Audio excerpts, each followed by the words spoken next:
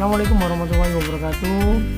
Alhamdulillah, baik, hari ini saya akan membahas mengenai Imam Bukhari. Siapa Imam Bukhari itu? Tentunya bagi orang yang mengetahui hadis tidak akan asing dengan nama Imam Bukhari. Jadi Imam Bukhari ini adalah imam atau ulama penyusun kitab hadis yang paling sahih, yaitu kitab Al-Jami' Asy-Syahih, yang kemudian dikenal sebagai Sahih Bukhari. Imam Bukhari ini adalah ulama ahli hadis yang paling masyhur.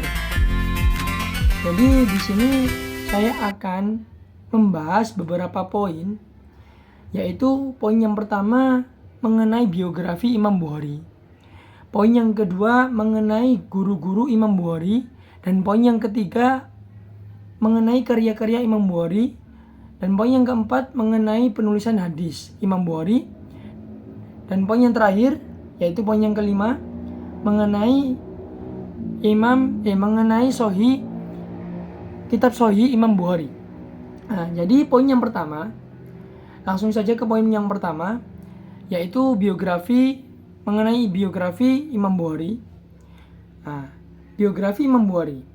Jadi Imam Bukhari ini nama aslinya bukan Imam Bukhari. Nama aslinya yaitu Abu Abdullah Muhammad bin Ismail bin Ibrahim bin Al-Mughirah Al-Jufi. Kenapa kok disebut atau dipanggil atau dikenal dengan Imam Bukhari? Jadi Imam Bukhari ini dilahirkan di kota Bukhara atau Bukhari. Jadi karena beliau lahir di kota Bukhara, makanya beliau dinamakan atau dinamai atau dijuluki dengan nama Imam Bukhari.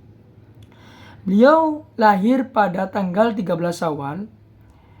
Jadi Imam Bukhari lahir pada tanggal 13 Syawal pada tahun 194 Hijriah. Beliau juga berasal dari keluarga yang sangat terpandang, keluarga ulama dan yang kaya raya. Orang yang keluarganya itu cukup lah istilahnya gitu. Jadi ayah Bukhari ini juga orang yang dikenal karena ayahnya Bukhari ini, Imam Bukhari ini seorang ahli hadis. Jadi ayahnya meninggal ketika saat Imam Bukhari ini masih kecil. Sejak muda Imam Bukhari menunjukkan kecerdasan yang luar biasa, menghafal ribuan hadis sebelum usia 16 tahun. Ia juga dikenal menguasai biografi para perawi hadis. Bukhari mengembara ke berbagai wilayah seperti Hijaz, Baghdad, Basra, dan Kufah untuk belajar dan mengumpulkan hadis. Salah satu ujian kemasyhuran hafalannya terjadi di Baghdad, di mana ia mampu menyusun ulang sanad hadis yang sengaja diacak oleh para ulama. Terus beliau ini wafat pada tanggal 30 Ramadan pada tahun 256 Hijriah di Khirtain, dekatnya Samarkand. Lanjut ke poin yang kedua, yaitu mengenai guru-guru Imam Bukhari. Guru-guru Imam Bukhari. Jadi tentunya ya Imam Bukhari ini mengetahui hadis, belajar sampai bisa memahami hadis, sampai mengetahui sejarah hadis itu bukan karena Imam Bukhari sendiri yang tahu, karena Imam Bukhari juga pasti mempunyai guru. Jadi di sini ada beberapa yang saya tahu, yaitu guru-guru Imam Bukhari. Jadi Bukhari belajar dari banyak ulama di berbagai kota, seperti Abu Walid Ahmad Al-Azraqi di Mekah, dan Ahmad bin Hambal di Baghdad, dan Ibrahim Al-Hazami di Madinah. Itu guru-guru Imam Bukhari. Jadi itu sebagian dari guru-guru yang saya tahu, guru-gurunya Imam Bukhari. Lanjut ke poin yang ketiga. Poin yang ketiga ini yaitu karya-karya Imam Bukhari. Karya terbesarnya yaitu Sahih Bukhari. Al-Jami' Al-Sahih. Kitab hadis paling otentik di dalam Islam. Selain itu, ia menulis kitab seperti Takhrij Kabir, Al-Adab Al-Mufrad, dan Raf'ul Yadain. Itu karya-karya Imam Al-Bukhari. Dan selanjutnya ke poin yang keempat, yaitu metode penulisan hadis Imam Bukhari.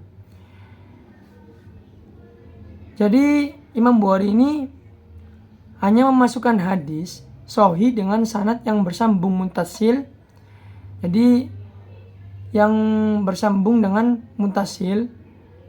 Terus proses penulisan kitabnya ini, kitab Sahih Bukhari ini berlangsung selama 16 tahun.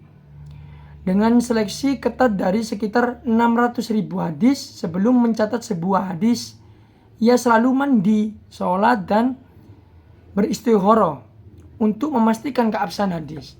Jadi Bukhari ini setiap menulis atau sebelum menulis hadis, Imam Bukhari ini mandi dulu ya. Jadi untuk menghormati penulisannya, Imam Bukhari ini mandi, terus berwudu, terus beristigharah, minta kepada Allah untuk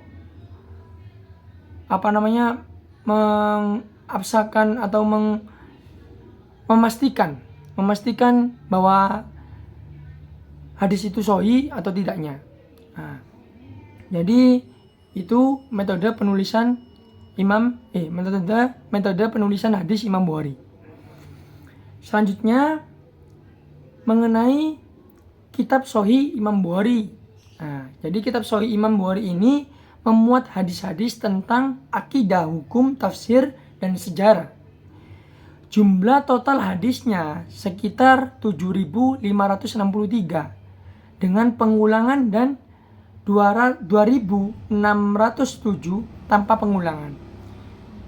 Nah, Sahih Bukhari menjadi rujukan utama umat Islam dalam memahami sunnah Rasulullah SAW. Jadi Imam Bukhari ini, hadis yang diterima Imam Bukhari yaitu 7.563 dengan pengulangan. Apa yang dimaksud pengulangan? Jadi disaring lagi, dicari yang sahih tidaknya. Nah, terus hasil yang sahihnya itu 2.607 tanpa pengulangan. Jadi itu hasil dari yang dianalisis atau diteliti oleh Imam Bukhari. Nah, sekian itu penyampaian mengenai Imam Bukhari. Sekian, terima kasih. Mohon maaf jika ada salah kata. Allahul muwaffiq ila aqwamit thoriq. Wassalamualaikum warahmatullahi wabarakatuh.